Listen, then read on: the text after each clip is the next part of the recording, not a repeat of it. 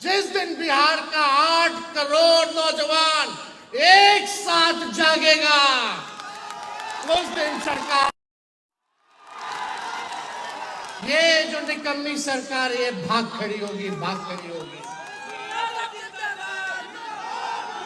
इसलिए जोड़ने का काम हम सब लोगों को करना है।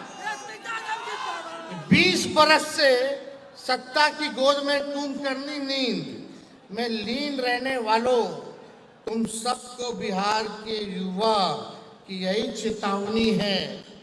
जिस दिन ये 8 करोड़ युवा एक साथ खड़े हो गए, तुम्हारी जातीय वोट बैंक की राजनीति ध्वस्त हो जाएगी। 2025 इसका गवाह बनने जा रहा है कि नहीं बनने जा रहा है? 2025 गवाह बनेगा कि नहीं बनेगा? 8 करोड़ नौजवान एक साथ खड़े रहेंगे कि नहीं खड़े रहेंगे? इनके जुमलों अब कूड़ेदान में फेंके जा चुके हैं। अब कहाँ हैं ये लोग? प्रधानमंत्री जी बार बार आ रहे हैं। बताओ, गरीबी के बारे में एक बारे में बात किया? अभी सिवान आए थे, बगल में चीनी मिल था, कोई चीनी मिल के बारे में अब चर्चा नहीं करते। ये प्रधानमंत्री जी बोलते थे कि हवाई चप्पल वाला को भी हवाई जहाज में बैठाएंगे। बताओ, ये गैस सिलेंडर 500 रुपया था, उसको 1250 रुपया कर दिए। पेट्रोल डीजल कितना महंगा कर दिया, 100 के पार हो गया कि नहीं हो गया? बताइए। अब महंगाई के बारे में मोदी जी से महंगाई का म, गरीबी का ग, बेरोजगारी का ब मुंह से नहीं निकलता, पलायन का प भी नहीं निकलता है। प्रधानमंत्री जी कितना बार आ गए बिहार? बताओ, बिहार को क्या दिया? कौन सा स्पेशल राज्य का दर्जा दिया? अरे पटना यूनिवर्सिटी को सेंट्रल यूनिवर्सिटी का भी दर्जा नहीं दिया है प्रधानमंत्री जी ने। दिया है क्या?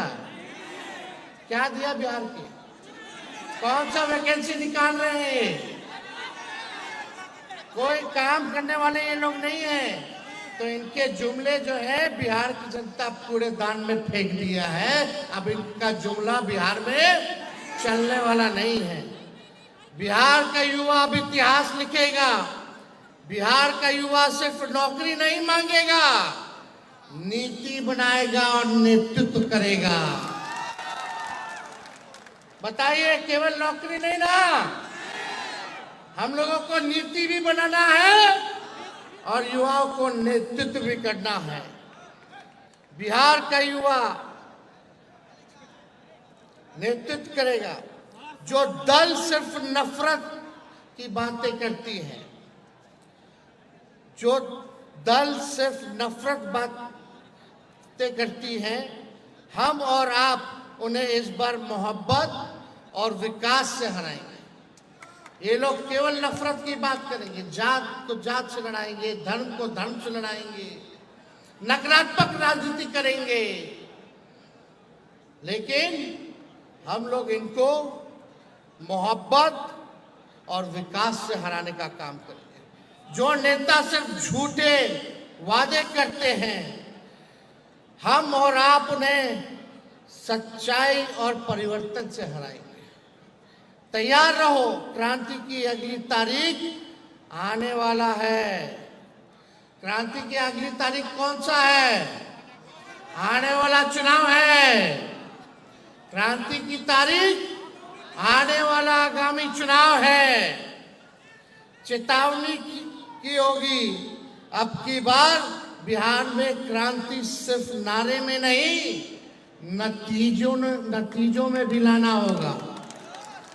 केवल नारा में क्रांति नहीं लाना है, बल्कि बिहार के चुनाव के नतीजों में भी क्रांति होनी चाहिए। बताइए, नतीजों में क्रांति होगी कि नहीं होगी? भाजपा के लोगों ने 20 में कहा था, जब हम कहे थे 10 लाख नौकरी देंगे, तो हमारे चाचा तो बोलते थे इम्पॉसिबल है। बोलते थे कहाँ से लाएगा, अपने बाप के पास से नौकरी लाएगा। तो चाचा जी का लाइन दूसरा था। बीजेपी का लाइन क्या था? वो बोले थे कि 19 लाख नौकरी देंगे। बोला था कि नहीं बोला था? वित्त मंत्री आकर के घोषणा की थी 20 में अब बताओ 19 लाख नौकरी कहाँ गया रे भाई? हम भाजपा के लोगों से पूछना चाहते हैं 19 लाख नौकरी कहाँ गया? दो उप मुख्यमंत्री, एगो लाउड माउथ, एगो फाउल माउथ। वही सिस्टम, वही नकारा लोग। इनके पास कोई नयापन है? इनके पास कोई चेहरा भी नहीं है। चेहरा वही 20 साल पुराना जो सरकार में, वही लोग ना है। कोई नयापन है? किसी नेताओं को देख लो, भाजपा का हो या जदयू का, वही 20 साल से राज कर रहा है। कोई मंत्री है, कोई संतरी है, कोई कुछ है, कोनो जमा इनका आयोग में है, वही लोग है 20 साल पुराना। नया देने के लिए मोदी जी के पास बिहार में कोई नहीं है। और चाचा तो अच्छे अवस्था में है, अब उनसे बिहार संभालने वाला कौन संभालेगा? बिहार कौन संभालेगा? बिहार ये वही भ्रष्टाचारी लोग जो 20 साल से बिहार का खजाना लूटने का काम करवा रहे हैं। अब भाजपा का तो प्रदेश अध्यक्ष ऐसा है, देखो भाई, वो तो बोलता है गाली का डिक्शनरी। ऐसे ऐसे लोग हैं भाजपा में कि उनके हाथ में बिहार सुरक्षित नहीं है। इन लोग के पास विजन बिहार को आगे ले जाने की नहीं, बल्कि बिहार को पीछे ले जाने की है। आप देखिएगा, इस सरकार ने वादा किया था शिक्षा में सुधार लाएंगे, चिकित्सा में सुधार लाएंगे। कोई शिक्षा में सुधार हुआ? पेपर लीक हो रहा है, कोनो बाल बच्चा पढ़ाई कर रहा है, अभी भी स्कूलों में टाट पर बच्चा लोगों को मजबूर होना पड़ रहा है पढ़ने का। 3 लाख से भी अधिक रिक्त पद था शिक्षक का, वो तो तेजस्वी आया 17 महीने तो 5 लाख को शिक्षक को नौकरी देने का काम किया। कोई विजन नहीं है इन लोगों के पास। इनके यहाँ मंगल पांडे जो स्वास्थ्य मंत्री हैं, एक भी दिन देख के छापा मारते हुए, कोनो काम करते हुए, बच्ची के साथ रेप होता है, रेप होता है। 4-4 घंटा बच्ची पीएमसीएच के बाहर रहती है, लेकिन उसका इलाज नहीं होता। ऐसा लाचार हमारा सिस्टम, और ये सरकार में बैठे लोग हैं, निकम्मे लोग। इनके पास कोई नयापन नहीं है, कोई नया चेहरा नहीं होगा। इसलिए एक मौका तेजस्वी को आप लोग देने का काम कीजिए, और एक मौका अगर आप तेजस्वी को दीजिएगा तो हम आपसे वादा करते हैं कि नया बिहार बनाएंगे, जहां तरक्की की बात हो, जहां सकारात्मक बात हो। और तेजस्वी जब सरकार में आएगा तो हम पुराने सरकार को गाली नहीं देंगे। जैसे ये लोग अभी भी कुछ था जी 2005 से पहले, महिला कुछ पहनती थी 2005 से पहले, क्या क्या बोल रहे लोग, लेकिन सब खामोश है लोग।